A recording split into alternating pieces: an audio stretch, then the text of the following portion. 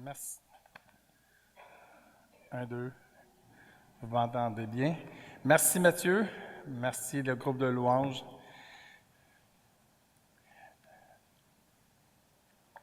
Bon matin mes frères et sœurs. Bon dimanche. Merci d'être ici. C'est un privilège et un honneur d'être ici pour vous parler de la parole de Dieu. Et je remercie tous ceux qui sont de passage, tous ceux qui sont sur le web. Donc, que Dieu puisse vous bénir ce matin par sa parole. Quel beau baptême, quel beau témoignage. Moi et Jean-Pierre, on a pu la voir progresser dans le cours et voir Dieu travailler en son cœur. Et c'est vraiment un beau fruit qu'on voit éclore. Et ce matin, c'est les eaux du baptême. Donc, c'est vraiment une joie. J'aimerais vous poser une question pour commencer. Vous étiez déjà arrivé d'avoir quelque chose de difficile à dire à quelqu'un? Puis, là, vous dites, on ne sait pas vraiment des fois comment le dire. Puis des fois, parce que là, on est tous tiraillés à l'intérieur, puis là, on ne sait pas. Puis là, des fois, on ne sait pas comment le dire, puis quand le dire non plus. On dit-tu au début de la conversation, à la fin, ou même parfois, on ne le dit pas, on dit on se reprendra une autre fois. Donc, on a tous ce combat. Et ce que j'aime de la parole de Dieu, c'est que la parole de Dieu nous présente des hommes et des femmes qui sont comme nous, qui vivent des combats, qui ont les mêmes questionnements. Et Paul, ce matin, c'est un peu ça. Ce qu'on va lire ce matin, ce qu'on va voir ensemble, c'est ce combat que Paul avait avec les Philippiens. Il avait quelque chose d'important à leur dire et il va le dire à la fin de la lettre. Donc, parce que Paul appréciait beaucoup les Philippiens, mais il devait leur dire qu'ils devaient plus dépendre de Dieu que de leurs dons, que de leurs besoins financiers. Puis ça, c'est pas évident, puis tu veux pas dire ça n'importe comment. Donc, Paul, il voulait avoir un peu de tact, donc il a attendu à la fin. Puis c'est ça qu'on va voir ce matin. Donc, prenez vos Bibles dans Philippiens. C'est moi qui ai le contrôle du... Dans Philippiens 4.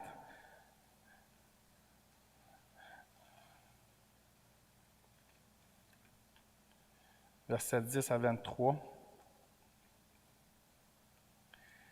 Je vais lire dans la version Louis II. « J'ai éprouvé une grande joie dans le Seigneur de ce que vous avez pu enfin renouveler l'expression de vos sentiments pour moi. Vous y pensez bien, mais l'occasion vous manquait. Ce n'est pas en vue de mes besoins que je dis cela, car j'ai appris à être content de l'état où je me trouve. Je sais vivre dans l'humiliation et je sais vivre dans l'abondance. En tout et partout, j'ai appris à être rassasié et à avoir faim, à être dans l'abondance et à être dans la disette. Je puis tout par celui qui me fortifie. Cependant, vous avez bien fait de prendre part à ma détresse. Vous le savez vous-même, Philippiens, au commencement de la prédication de l'Évangile, lorsque je partis de la Macédoine, aucune Église n'entrait en compte avec moi pour ce qu'elle donnait et recevait. Vous fûtes les seuls à le faire. Car vous m'envoyâtes déjà à Thessalonique et à 2 reprises de quoi pourvoir à mes besoins. Ce n'est pas que je recherche les dons, mais je recherche le fruit qui abonde pour votre compte. J'ai tout reçu et j'ai reçu dans l'abondance et j'ai été comblé de bien, en recevant par Épaphrodite ce qui vient de vous comme un parfum de bonne odeur, un sacrifice que Dieu accepte et qui lui est agréable. Et mon Dieu pourvoira tous vos besoins selon sa richesse, avec gloire en Jésus-Christ. À notre Dieu et Père soit la gloire au siècle des siècles. Amen. Saluez tous les saints en Jésus-Christ. Les frères qui sont avec moi vous saluent. Tous les saints vous saluent, et principalement ceux de la maison de César. Que la grâce du Seigneur Jésus-Christ soit avec votre esprit. Prions avant de continuer. Père Céleste, on s'approche devant toi parce que c'est ta parole et on a un respect envers ta parole parce qu'elle vient de toi. C'est toi qui nous parles par elle. Et ta parole, Seigneur, elle a cet effet de nous transformer parce qu'elle agit en chacun de nous et ton esprit l'a fait travailler. Et Seigneur, ce qu'on va voir ce matin peut nous travailler aussi. Va peut-être nous chambouler, va peut-être nous renverser, Seigneur, mais on veut être prêt. Parce que tu es notre Seigneur et on veut être à ton service. Et comme Madeleine, Seigneur, l'a fait publiquement ce matin, Seigneur, on est tes disciples et on veut vivre selon ta parole. Et merci d'être là ce matin. Merci d'être avec nous à tous les jours et que tu puisses nous bénir par ta parole. Amen. Ce matin, on va finir la série de Philippiens. Donc, c'est la fin. Le thème, c'était « Vivez comme de vrais citoyens du royaume de Christ ». Le titre de mon message ce matin, « Dépendre de Dieu et non des hommes ». Il y a eu une petite erreur sur le feuillet. C'est un peu mon erreur à moitié. Je l'avais mis sur le drive du Conseil des anciens, mais je ne l'avais pas changé. Donc, c'est pas bien grave. Au début, c'est pas le garde le plus difficile, mais c'est dur de faire des applications avec un titre comme ça. Donc, avec ce titre-là, les applications vont être plus évidentes. Et c'est qu'est-ce que Paul voulait dire aussi. Donc, tout au long de Philippiens, je vais faire un petit résumé. Nous avons appris beaucoup de choses. Je ne ferai pas tout. En voici quelques-unes. Dans Philippiens 1, versets 3 et 5, « Travaillez unis pour la proclamation de l'Évangile. » L'Évangile peut progresser malgré la persécution. Chapitre 1, verset 12, 14. « Christ était notre modèle suprême. » Philippiens 2, 1, 11. Avoir de bons modèles chrétiens. L'importance d'avoir de bons modèles chrétiens qu'on a vus. Philippiens 2, 19, 30. Se réjouir en Christ. Philippiens 3, 1 et Philippiens 4, 4 et 10. Et poursuivre Christ au-dessus de toutes choses. Paul disait que Christ est ma vie. La mort est un gain. Philippiens 1, 21. Et considérer toutes choses comme une perte afin de gagner Christ. Philippiens 3, 7 à 8. Si vous vous souvenez, Paul avait déjà remercié les Philippiens de leur don dans Philippiens 1, verset 3, 5. Parce qu'il dit « Je rends grâce à mon Dieu de tous les souvenirs que je garde de vous, ne cessant dans toutes mes prières pour vous tous de manifester ma joie au sujet de la part que vous prenez à l'Évangile depuis le premier jour jusqu'à maintenant. » Donc, Paul avait déjà remercié les Philippiens. Donc là, dans le sens, la question qu'on se pose, c'est pourquoi il revient sur le sujet? Bien, justement, il y avait quelque chose d'important à dire et il attendait à la fin. Donc, Paul avait des choses à dire, à mettre au clair avec les Philippiens concernant l'argent que les Philippiens leur envoyaient. Du verset 10 au verset 20, Paul va passer de son appréhension envers les Philippiens et son désir d'indépendance personnelle, d'être indépendant d'eux. Dans un sens, il leur disait « arrêtez les dons ». Ça, c'est un peu spécial pour un missionnaire qui dit c'est un peu contre-productif.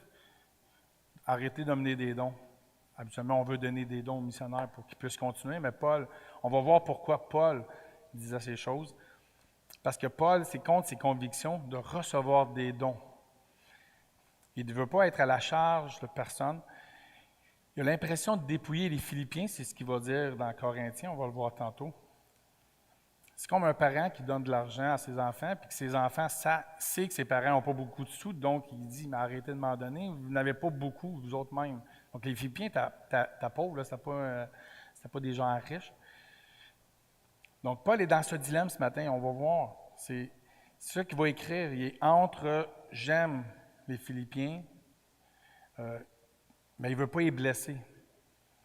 Parce qu'il veut leur dire « je veux être indépendant parce que je veux plaire à Dieu, je veux dépendre de Dieu beaucoup plus que des hommes. » Excusez.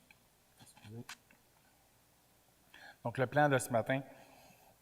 Donc, on va voir la conviction de Paul sur le soutien des églises avant lui. C'est important de voir le contexte. Pourquoi Paul pense comme ça. On va voir aussi l'appréciation de Paul versus l'indépendance personnelle. Bien, pas versus, c'est « et », parce que c'est les deux. Donc, on va voir au verset 10, la première appréciation, éprouver une grande joie. Et au verset 11 et 12, La première, 11 et 13, première indépendance, quand il dit « Je suis content de mon État ». La deuxième appréciation, « Vous avez bien fait », versets 14 et 16. La deuxième indépendance, la recherche, « Je ne recherche pas les dons », verset 17. Et la troisième, appréciation de Paul, « Je suis dans l'abondance », verset 18-20. Et finir avec les salutations et bénédictions. En même temps, ça peut nous donner un truc de comment aborder les gens. Des fois, quand il y a des choses qu'on veut adresser, des choses difficiles, Paul commence par des appréciations et il finit avec une appréciation en disant les choses plus difficiles au milieu. Donc, c'est un bon modèle. Soit on appelle ça le modèle sandwich. Une bonne chose, tu dis ce qu'il t'a à dire, puis après, tu finis avec une bonne chose. Donc, on ne reste pas avec un goût amer de discipline. Donc, pour bien comprendre cette section, donc on va voir ce que Paul, sur sa conviction, on va aller voir dans Corinthiens 1. 1 Corinthiens 11, versets 7 à 9. Paul, il dit, « Ou bien ai-je commis un péché parce que m'abaissant moi-même afin que vous fussiez élevés, je vous ai annoncé gratuitement l'Évangile de Dieu. J'ai dépouillé d'autres églises en recevant d'elles un salaire pour vous servir. Et lorsque j'étais chez vous, que je me suis trouvé dans le besoin, je n'ai été à charge de personne. Car les frères venus de Macédoine, qui est les Philippiens, ont pourvu à ce qui me manquait. En toute chose, je me suis gardé de vous être à charge et je m'en garderai. » Et dans Actes aussi, il dit, « Je n'ai désiré ni l'argent, ni l'or, ni les vêtements de personne. Vous savez vous-même que ses mains ont pourvu à mes besoins. » Il parlait de ses mains à lui. « Et à ceux des personnes qui étaient avec moi.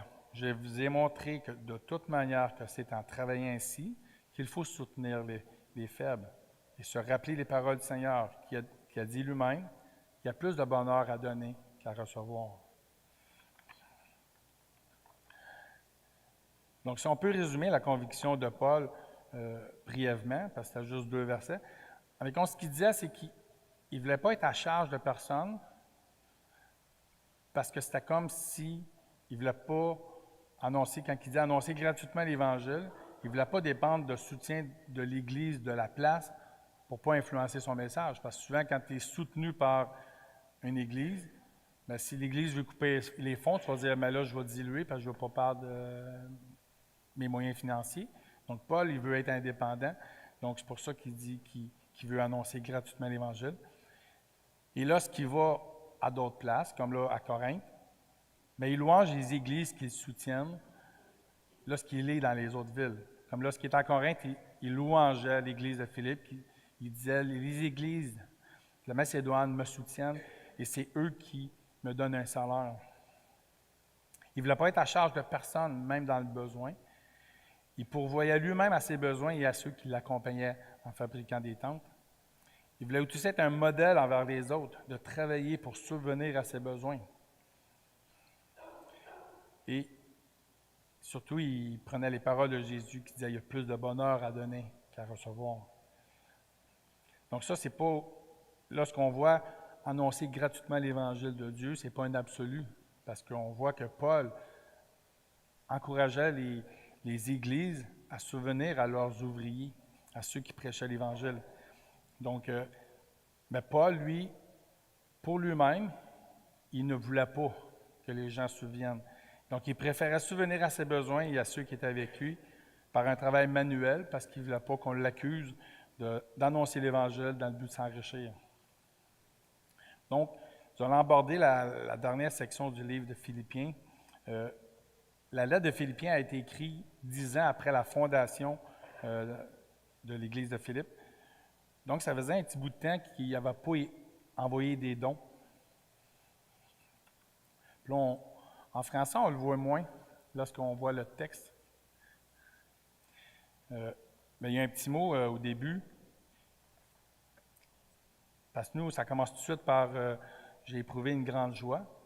Mais en grec, il y a un petit mot qui dit c'est comme pour nous, ça serait un post-scriptum.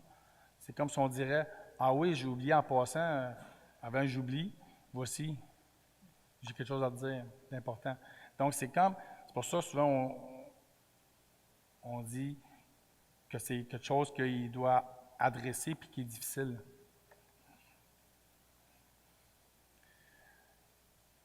Donc, j'ai éprouvé une grande joie. C'est la première fois que Paul quantifie sa joie. Dans le sens, il met une quantité, une grande joie. Parce qu'avant, il parle de joie.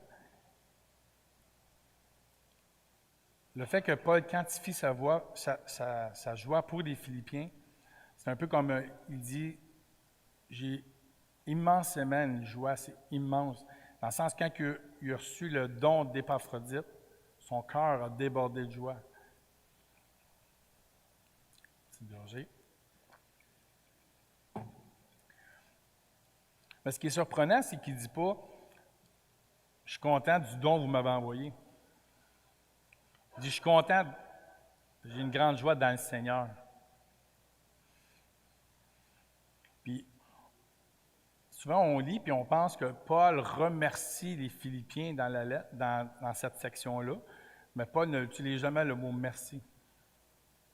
Parce que s'il dit « merci », ça veut dire qu'il avait comme besoin de ces sous-là, mais Paul ne veut pas que les Philippiens sentent qu'il avait vraiment besoin de ça.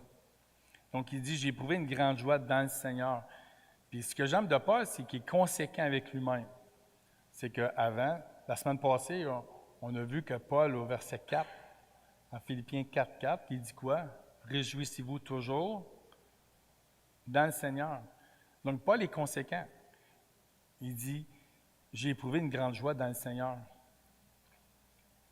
Donc, c'est pas dans le don que Paul se réjouit.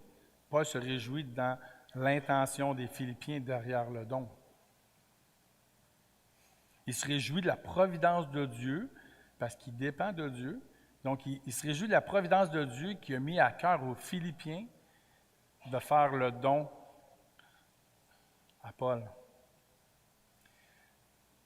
Parce qu'on peut remarquer que Paul met l'accent sur les Philippiens qui voulaient faire le don, parce que c'est toutes les vous. Parce qu'il dit vous avez pu enfin renouveler l'expression de vos sentiments pour moi. Vous y pensiez, mais l'occasion vous manquait. Donc, il n'a pas dit j'avais besoin de sous, je suis content que vous m'ayez. Non, il dit vous. Donc, il met l'accent vraiment sur eux et non l'apôtre qui a fait une demande d'aide financière. Il n'a pas fait de la députation là, pour avoir des sous. Là.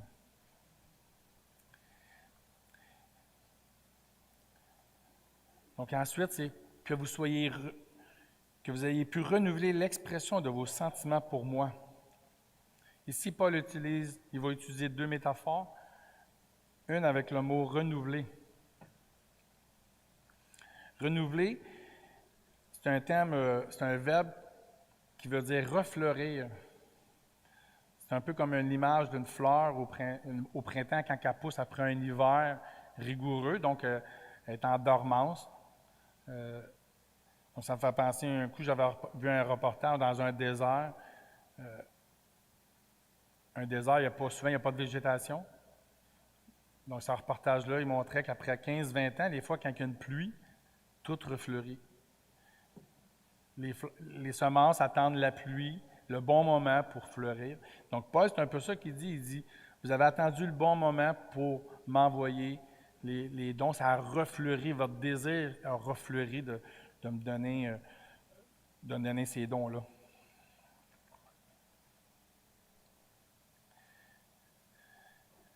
L'expression de vos sentiments, ça aussi, c'est une autre image. Parce que une autre version, ils vont dire, vous avez pensé. Ça a rapport avec la pensée. Donc, c'est pas juste j'y pense, mais je fais rien. Parce que des fois, on peut penser beaucoup et on n'agit pas. Mais ici, c'est un soin réfléchi. Dans le sens où tu planifies, dire comment je vais faire, comment on va faire pour aider Paul. Donc, c'est une pensée qui va agir, qui va amener à l'action.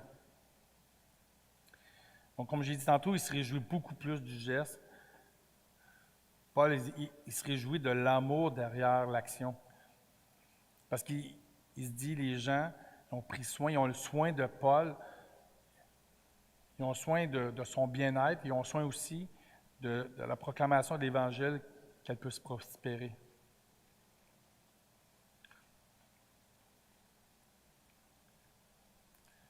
Puis cela nous amène à des réflexions. Ça m'amène à réfléchir de comment est-ce que je peux voir les soins et l'amour de mes frères envers moi et me réjouir pleinement. Est-ce que les fois, je peux voir l'amour derrière le geste, les fois? Est-ce que je peux me réjouir dans le Seigneur lorsque quelqu'un me fait du bien? Toute la question de la réjouissance dans le Seigneur.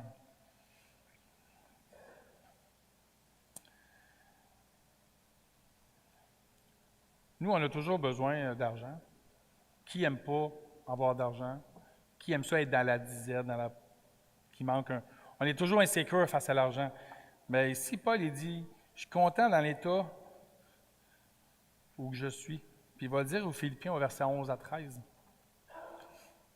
Ça, c'est sa première indépendance. Il dit, ce n'est pas en vue de mes besoins que je dis cela, car j'ai appris à être content de l'état où je me trouve. Je sais vivre dans l'humiliation, je sais vivre dans l'abondance. En tout et partout, j'ai appris à être rassasié, à avoir faim, à être dans l'abondance et à être dans la disette. Je puis tout par celui qui me fortifie. Il dit, c'est pas en vue de mes besoins que je dis ça. Il dit, je suis heureux, vous m'avez envoyé un don, mais j'en avais comme... Je n'ai pas demandé que j'avais besoin d'un don, d'un aide. Il dit, en fait, il ne me manquait rien. Pourquoi? Parce qu'il dit, j'ai appris. J'ai appris à être content dans l'état où je me suis, où je me trouve. Paul met l'accent sur le « je », j'ai appris. Paul est en train de dire que tout ce qu'il a vécu depuis sa vie chrétienne, depuis qu'il est chrétien, fait partie des leçons apprises de l'école de la vie de Dieu. Il dit « j'ai appris ». Lorsque Dieu me montre des choses, je retiens la leçon pour l'appliquer plus tard. Cela a un résultat que présentement, lorsqu'il écrit, il dit « je suis content, je suis satisfait ». Les difficultés de la vie nous amènent à avoir une discipline qui nous aide à être indépendants des circonstances extérieures. On peut être content quand même. Et l'énumération des choses, c'est dans cela qu'il est content, malgré l'humiliation, malgré la disette, malgré l'abondance. Le secret de Paul, c'était quoi? Verset 13. « Je puis tout par celui qui me fortifie. » Ça, c'est un verset qui est souvent mal compris. Souvent, c'est un sens triomphalisme. Parce que les fois, quand je regardais pour ce bloc de versets, souvent les gens appellent ce bloc-là « Je puis tout par celui qui me fortifie », justement dans le sens triomphaliste. Je peux tout faire, il n'y a rien qui va être impossible. Bien, c'est faux parce que le verset, le contexte dit, Paul il dit dans tout ce que je vis, dans tous ces points-là, humiliation, abondance, disette, avoir faim, bien, c'est loin de l'Église de prospérité. Là. Parce qu'il y a de la disette. Paul, il a peut-être jeûné quelques jours parce qu'il n'avait rien à manger. Là. Mais il dit, je peux tout par celui qui me fortifie. Je peux passer à travers de toutes ces situations-là, par Christ.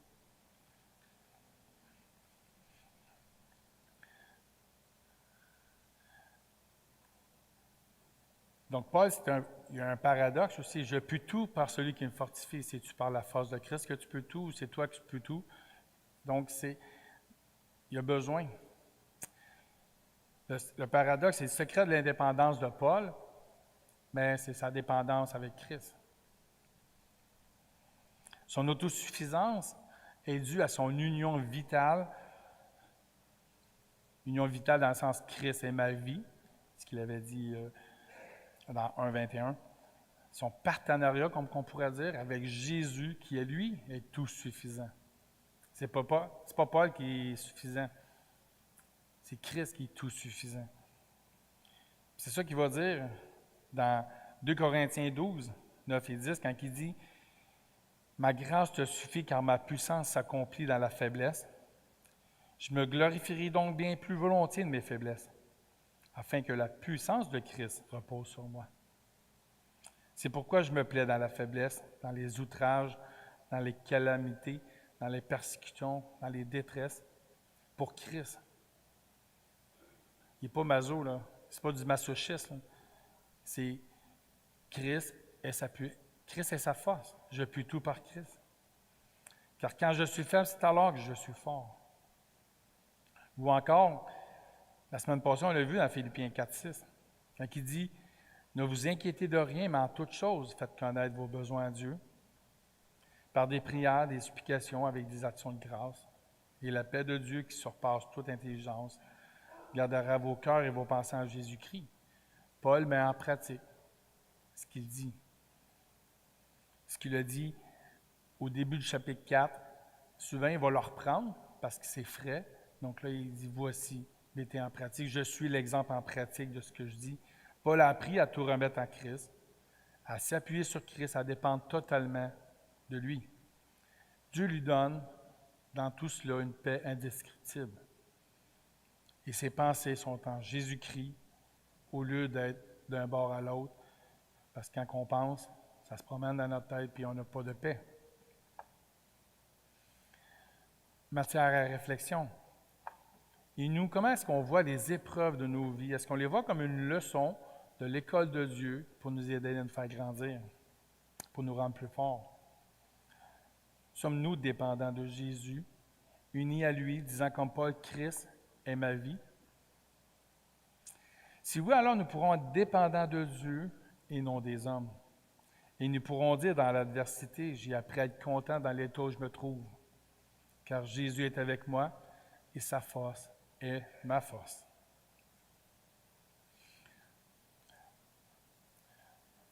Paul, il a vraiment un désir, malgré, là, tu sais, quand tu dis quelque chose de bien, là, tu es rendu quelque chose de plus négatif. Là, tu ne veux pas que les gens, il ne voulait pas que les Philippiens pensent qu'il était un peu comme ingratitude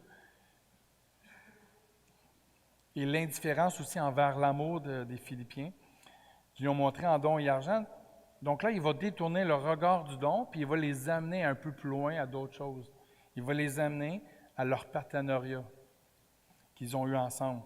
C'est là qu'on va voir dans l'autre appréciation, vous avez bien fait au verset 14 à 16.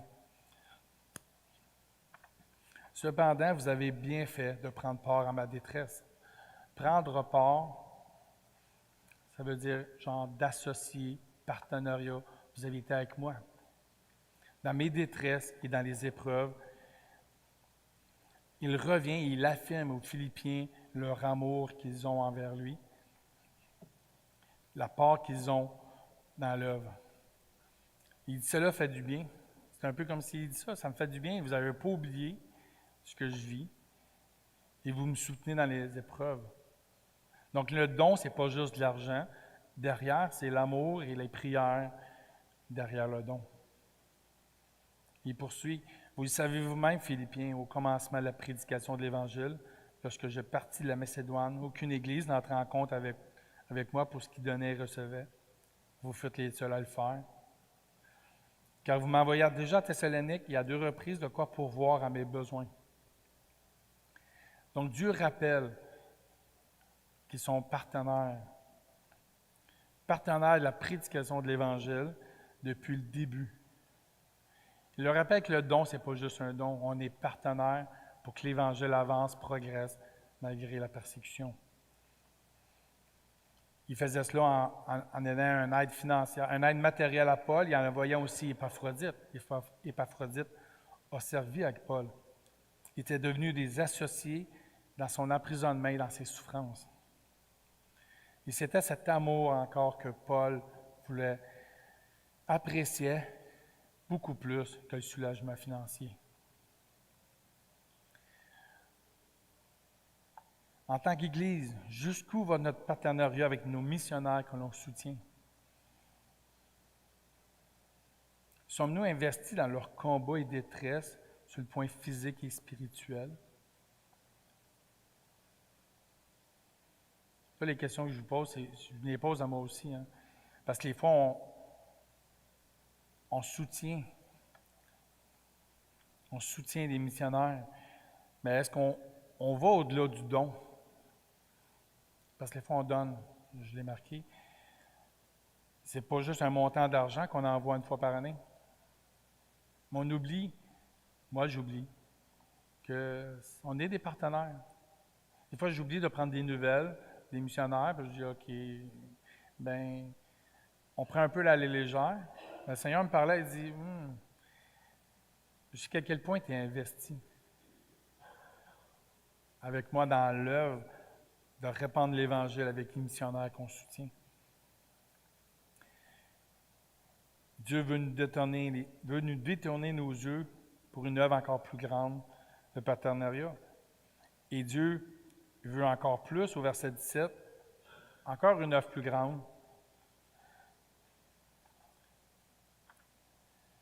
C'est de rechercher les fruits qui abondent pour le compte. Paul, il dit, ce n'est pas que je recherche les dons.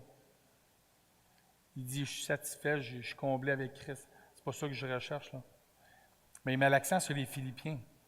Mais je recherche le fruit qui abonde pour vous, pour votre compte. Donc là, il amène une coche encore plus haut. Il dit, en plus du partenariat, voici un autre point. Il dit, j'accepte. Il dit, j'ai accepté votre générosité, mais je veux que vous soyez encore plus. Dans le sens, c'est un thème en comptabilité pour votre compte, là.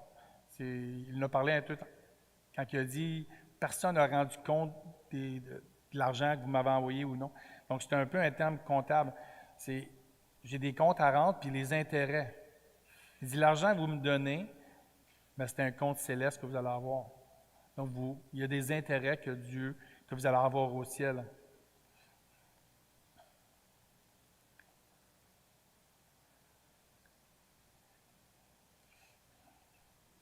Parce que, je n'ai pas mis, j'avais un verset, désolé. Il y avait un verset dans Luc, Jésus il disait dans Luc 6, 38, il disait que « Donnez, il vous sera donné. On va serrer dans votre sein une bonne mesure, serrée, secouée, qui déborde. Car on vous mesurera avec la mesure dont vous serez servi. » Donc Jésus a dit la même chose. Lorsque vous donnez, bien, on vous sera donné beaucoup. Donc la générosité est caractérisée d'un chrétien qui est reconnaissant de prendre soin les uns des autres.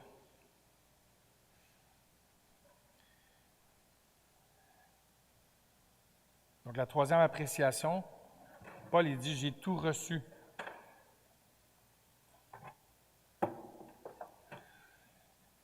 J'ai tout reçu et je suis dans l'abondance. J'ai été comblé de bien.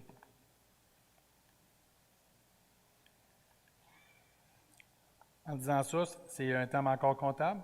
J'ai tout reçu, ça veut dire que tout l'argent que vous m'avez envoyé, je l'ai vraiment reçu. Donc, Épaphrodite, en retournant avec la lettre, c'est comme le reçu. Pourquoi que nous, ça sonne bizarre, mais pour lui, il dit, j'ai tout reçu le montant que vous avez envoyé, il était beaucoup. Donc, il dit, j'étais vraiment content de tout ce montant-là, mais il dit, j'en ai comme un peu trop, là. Tu sais, moi, je me contente de peu. Là, vous m'avez envoyé, juste ça déborde, là. Si ma coupe déborde, c'est comme, arrêtez de m'en envoyer, là. Parce qu'eux sont pauvres. Donc, c'est eux, dans leur pauvreté, Paul se sent trop absorbé d'amour et de dons. Il dit, m'en donnez trop, là. Il dit, en recevant par Épaphrodite qui vient de vous comme un parfum de bonne odeur, un sacrifice que Dieu accepte, qu'il y est agréable. C'est ici que Dieu amène la coche, que Paul amène la coche encore plus haut pour votre compte, les intérêts, mais aussi, le Paul, il monte encore plus haut, il dit, le don que vous m'avez fait, ben, c'est pour Dieu que vous le faites. C'est pas pour moi. Il dit, Paul, c'est le bénéficiaire immédiat de la générosité des Philippiens. Mais le destinataire ultime, Paul, il dit, c'est Dieu. Puis il dit, il prend un terme de sacrifice de l'Ancien Testament. Il dit, Dieu l'accepte. C'est un sacrifice, un parfum de bonne odeur. Dieu l'a accepté, puis il trouve ça agréable. Et en même temps, Paul, il énonce un principe important ici. que tout ce qui est fait pour le serviteur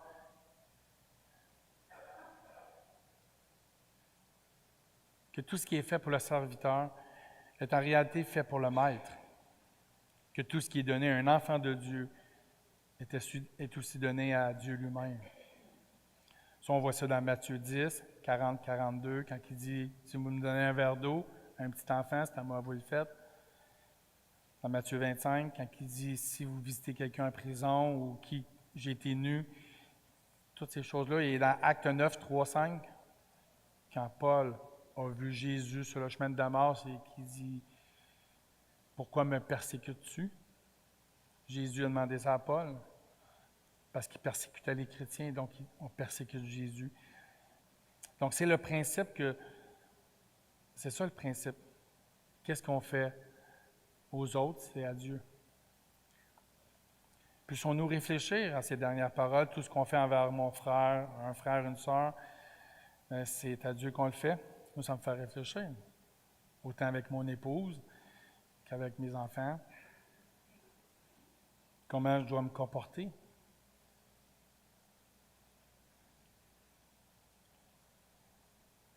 C'est vraiment important, parce que c'est à Dieu qu'on le fait. Et souvent, on l'oublie. On est tous frères et sœurs. Si je me comporte mal envers vous, c'est envers Dieu que je me comporte mal. Que nous puissions avoir l'humilité de nous repentir, de nous pardonner les uns les autres, d'exercer la réconciliation.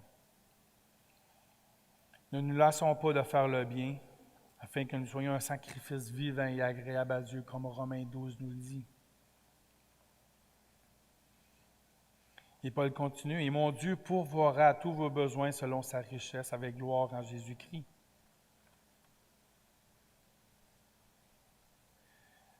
On a lu le verset tantôt de Jésus.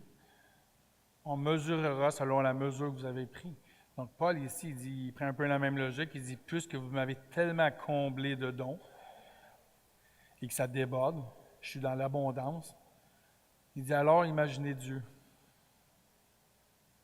Imaginez qu'il utilise la même mesure pour vous que vous avez utilisée pour moi. Paul, là, il ne dit pas qu'ils vont devenir riches. Là. C'est pas ça. C'est pas l'évangile de prospérité, là, parce que certains utilisent ça. Si tu me donnes gros, Dieu va te donner au centuple. C'est pas ça que Dieu dit. Dieu, il dit, Paul, il dit, mais Dieu sait qu'il va pourvoir à leurs besoins selon sa richesse à lui, selon ses... C'est Dieu qui dirige, c'est pas lui. Paul ne peut pas faire une bénédiction sur quelque chose qui n'a aucun contrôle. Mais il sait qui est Dieu. Il sait que Dieu aime, surtout c'est un sacrifice agréable et que Dieu aime faire plaisir à ses enfants. Il dit, Dieu va vous bénir. Je ne sais pas comment, mais il va le faire parce que c'est notre Dieu.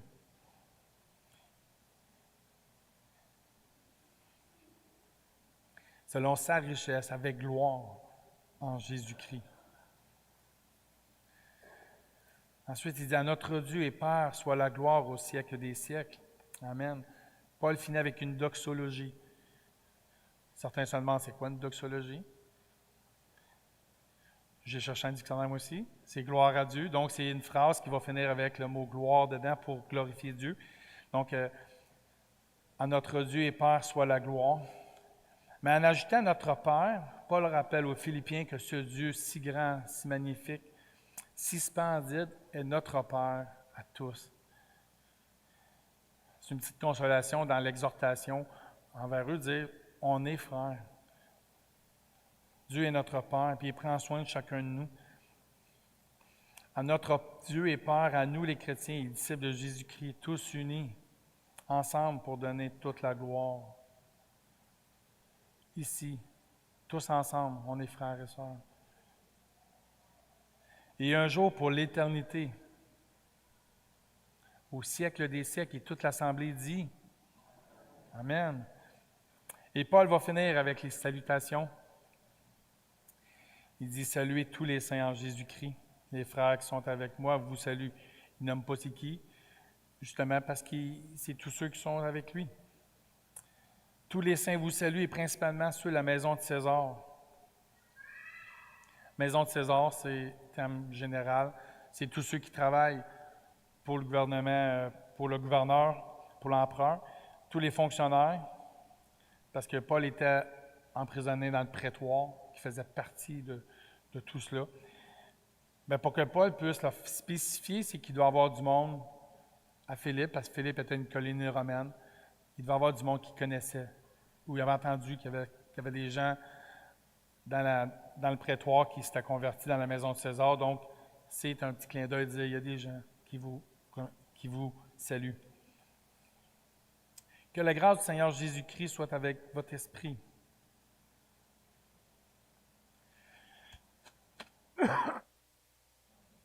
Paul commence et finit la lettre de Philippiens 1 à 4. Il a commencé à 1 avec la grâce. Il finit avec la grâce du Seigneur Jésus-Christ, Jésus-Christ est la source de cette grâce.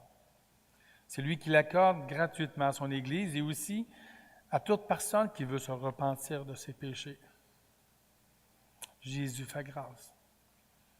Si aujourd'hui, tu entends ce que je dis, si tu entends Dieu te parler dans ton cœur, si tu ne connais pas cette grâce, si tu ne connais pas cette joie et cette paix indescriptible qu'on a parlé tantôt et que Paul parle, si tu n'as pas cette paix d'avoir tes péchés pardonnés,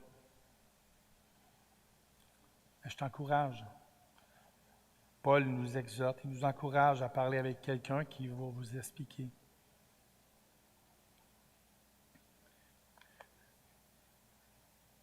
Il manque une feuille. Et si vous pouvez vous rappeler juste une chose aujourd'hui, rappelez-vous ça. Je puis tout par celui qui me fortifie.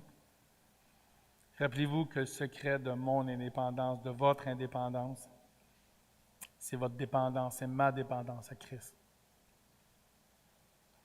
Sans Christ, on ne peut pas rien faire. Mon autosuffisance, mon union vitale, Christ est ma vie, mais c'est avec Jésus qui, lui, est tout suffisant.